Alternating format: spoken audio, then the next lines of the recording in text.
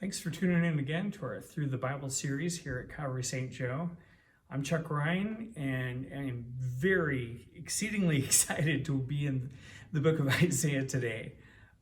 Just a mammoth book, and so many sections that could be picked out for today. But I've got Isaiah 49 is one of my favorite, beginning in verse 14.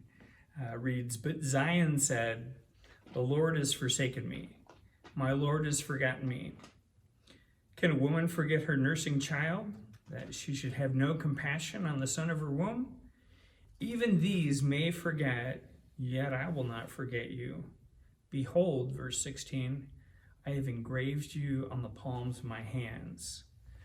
This book is flat out incredible. 66 chapters. It's been likened to a mini Bible.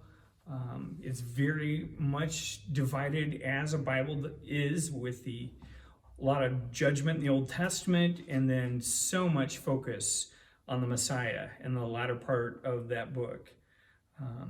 I've got some books written by a guy named Clarence Larkin, who was a draftsman, I believe, and then became a believer.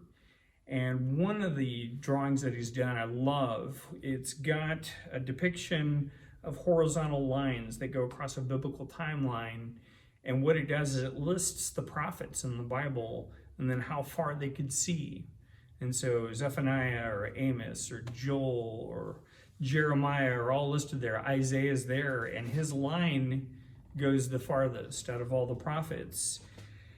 And so, to pick a part of Isaiah that you love, I love 58 regarding fasting, and I love 14 regarding the fall of Lucifer, which goes with Ezekiel 28.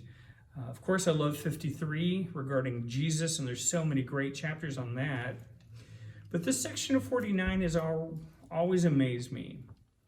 The prophet's writing about the restoration of Israel in 49, and he comes to a change in verse 14 in stating that Zion, that's a name that we apply, or it was applied to Jerusalem, as well as the highest hill in Jerusalem.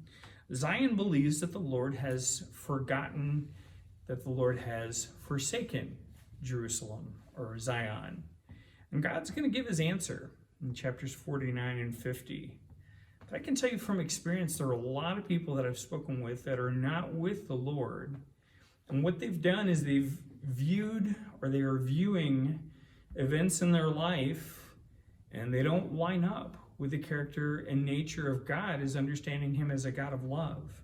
And they will frequently say, God is not real. If he is, he's forsaken me. And so this particular example, as a husband, as a father, strikes a great chord with me, because with maybe just few bizarre exceptions, when it comes to a mother's love for their nursing baby, there's hardly a greater example of love that you can see in this life. You've got a baby that can do nothing for itself, and maternal qualities kick in and take care of that child who can't survive, much less take care of itself, and then transfer that kind of love to each one of us, and how the Lord loves us despite fill in the blank.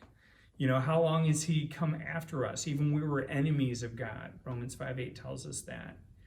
And so what God is hopefully trying to illustrate, and he does that in a lot of different ways. He might say something like he's a jealous God, and he does different anthropomorphic descriptions so that we can seek to get a better understanding of his heart for us and his love for us. But the greatest part I think of this section is how this builds to a culmination. And there's this obvious, powerful fulfillment in the nail-scarred hands of Jesus Christ, when he says, this is how I've showed my love for you. It's inscribed, or it's engraved in the palms of my hands. And in the New Testament, when you read in John chapter 20, 27, what does Jesus say to Thomas? Look into my hands.